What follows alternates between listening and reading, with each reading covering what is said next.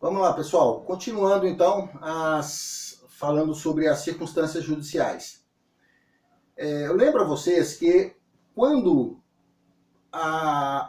eu falei da circunstância chamada motivo do crime. Quando o motivo for uma qualificadora do crime, no caso do homicídio, matou alguém por motivo fútil, tá? Por uma banalidade.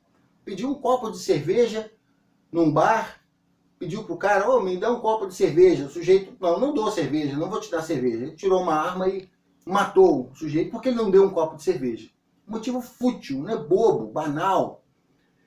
Mas no crime de homicídio, esse motivo é uma qualificadora, vai aumentar a pena já prevista para o crime. Aumenta a pena combinada de 6 a 20 anos de um homicídio simples para 12 a 30 anos do homicídio qualificado. Então, esses motivos no homicídio já foram utilizados para aumentar a pena, certo? Ou seja, um motivo fútil. Então, na hora que o juiz está calculando a pena agora, ele vai partir o cálculo da pena de 12 anos do homicídio qualificado, certo? Então, ele não vai, na primeira fase da dosimetria, dizer, o motivo foi fútil, então eu vou aumentar a pena na primeira fase, porque o motivo foi fútil. Por que ele não pode fazer isso? Porque ele já fez isso. Ele já utilizou o motivo fútil para qualificar a conduta, certo? Qualificar o crime, ok? Mas se tiver outras qualificadoras, pode ser encaixado aqui na primeira fase? Pode ser encaixado. Nós temos, por exemplo, um crime com motivo fútil e com um recurso que impossibilitou a defesa da vítima. Duas qualificadoras no crime de homicídio. Uma eu usei para qualificar, para sair de 6 a 20 anos de pena para 12 a 30 anos. Mas sobrou uma outra qualificadora. O que eu faço agora? Eu incluo agora nessa circunstância judicial chamada circunstâncias. A sexta circunstância judicial. Nós temos, após os motivos, nós temos as circunstâncias. O que são circunstâncias? É tudo que circunda, que está em volta da prática criminosa em si, do fato em si. Por exemplo, uma morte. O crime de homicídio ele é mais fácil da gente exemplificar. Ou, vamos lá, um crime melhor. Extorsão mediante sequestro. Olha a diferença do crime de sequestro, de extorsão mediante sequestro, que o sujeito é sequestrado, é tirado a sua liberdade e pedido um resgate para que essa vítima seja devolvida à família, né? Seja posta em liberdade. É o artigo 159 do Código Penal. Extorsão mediante sequestro. Vejam só, a diferença da pessoa ser sequestrada e ela foi levada para um local afastado, mas ela foi colocada num quarto com um banheiro limpo, um quarto com um colchão adequado, com ventilação, uma alimentação adequada, ela tinha como fazer a sua higiene, certo? Ficou sequestrada. É ótimo, maravilhoso? Não, não é ótimo, maravilhoso. O sujeito foi condenado e vai sofrer uma pena por isso. Mas olha a diferença. Essa mesma vítima foi sequestrada, no mesmo caso, foi levada para um lugar deserto, um lugar afastado, um lugar ermo, e foi colocada em uma vala, um buraco, 3 metros de profundidade, 1 metro de largura, 2 metros de comprimento. E esse buraco na terra era tapado com folhas de bananeira. E durante o dia ela recebia 2 garrafinhas de água, de 500 ml para tomar, e um pote de ração para cachorro. Foi isso que a vítima passou durante os 15 dias que ficou no cativeiro. Pode receber a mesma pena um sujeito que trata a vítima de uma forma, vamos chamar assim, humana, né? Colocando comida adequada, banheiro, um colchão para dormir. Pode ser a mesma pena do sujeito que com a mesma vítima, nas mesmas circunstâncias, deixa a vítima num buraco no chão, tomando chuva, lama, sem um banheiro, sem um colchão, sem nada? Não pode. E como o juiz vai dizer que a pena de um tem que ser maior que a pena de outro? Na primeira fase da dosimetria.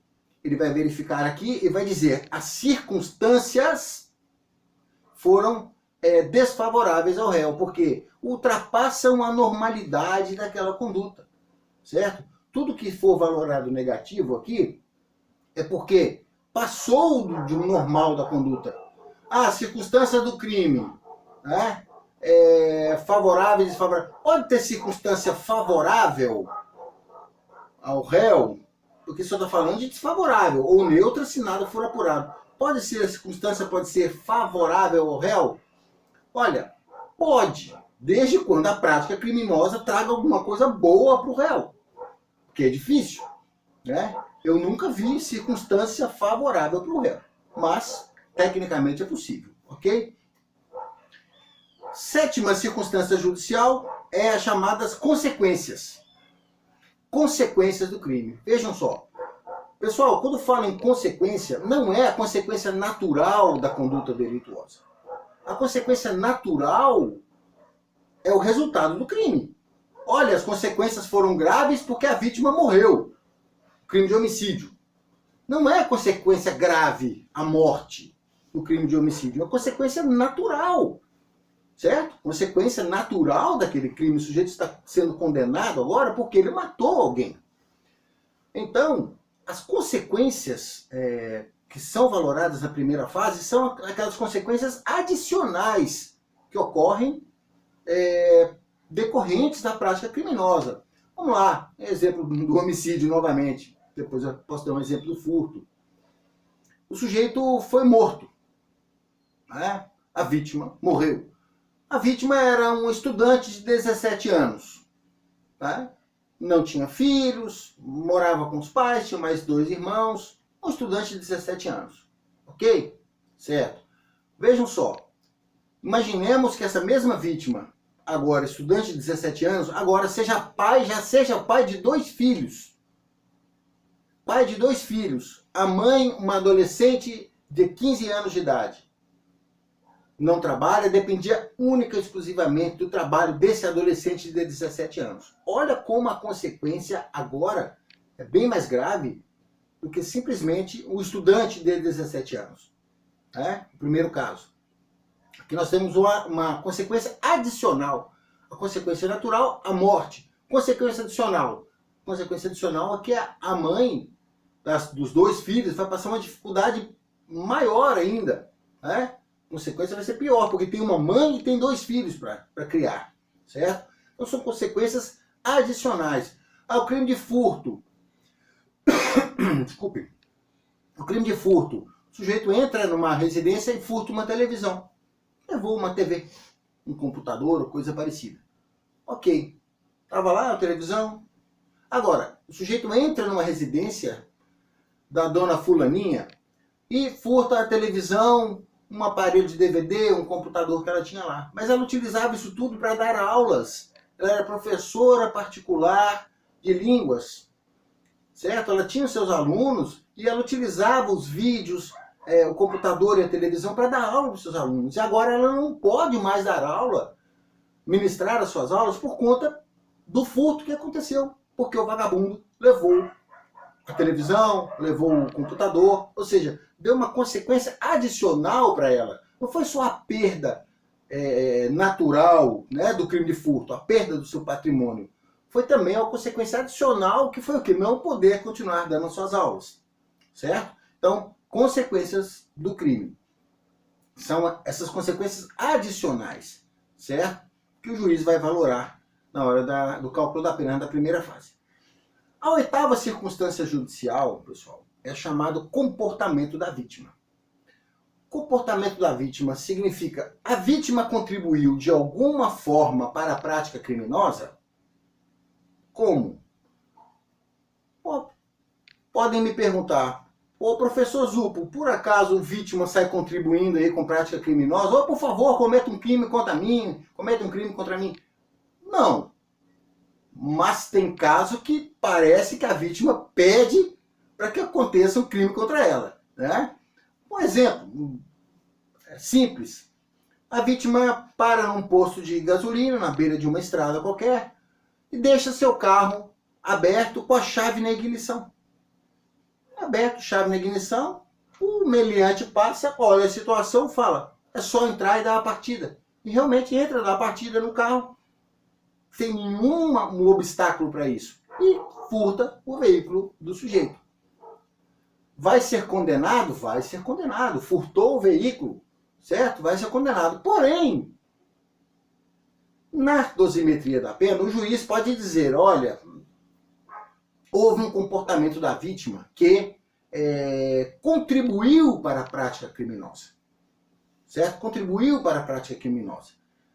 Aqui o sujeito vai ser condenado, porém ele pode ter a pena um pouco diminuída na primeira fase da dosimetria se a vítima contribuiu de alguma forma. Por exemplo, você está em casa e a sua casa não tem cerca, não tem muro, não tem grade, você costumeiramente costuma deixar a porta da casa aberta, destrancada, né, janelas abertas, com toda a facilidade do mundo para que uma pessoa entre na sua casa e furte alguma coisa lá de dentro, certo?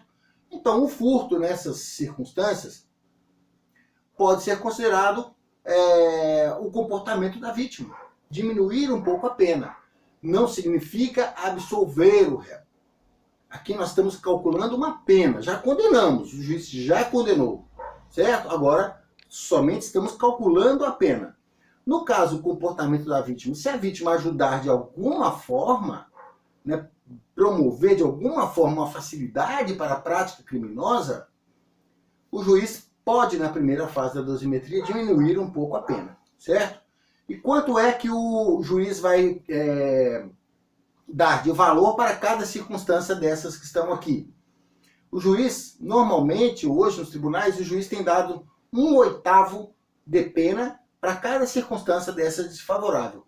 1/8 da pena mínima, certo? Por exemplo, homicídio, 12 a 30 anos, homicídio qualificado, 12 a 30 anos de pena. O juiz vai pegar esses 12 anos, dividir por 8. Por que 8, ô Zupo? Porque são 8 circunstâncias judiciais, no artigo 59. O juiz pega esses 12 anos e divide por 8. Eu acho que dá 1 ano e meio. Tá? Para cada circunstância desfavorável que o juiz encontrar na primeira fase, ele aumenta 1/8 de pena, esse 1 ano e meio.